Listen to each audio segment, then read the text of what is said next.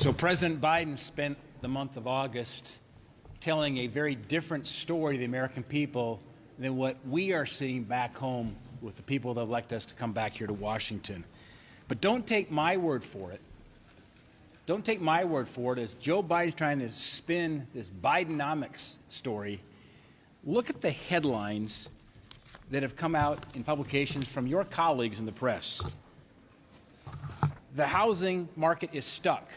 Americans can't afford homes. Investors aren't buying property. Economists see little relief ahead.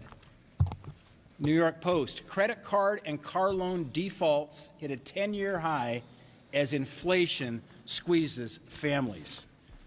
This came out in Forbes just yesterday. In fact, as I was flying in from Montana, strapped for cash, more Americans are making early withdrawals from their retirement savings. And you've seen the headlines in the last month about credit card debt at over $1 trillion, an all-time record high.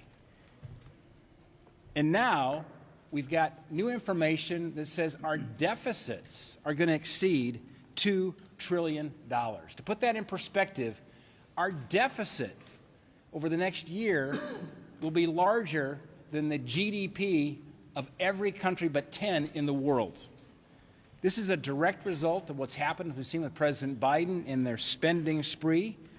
It's unacceptable, but the reality in Joe Biden's America versus what Americans are actually seeing are completely disconnected. It's time for the administration to reverse course on its out-of-control spending. Leader McConnell.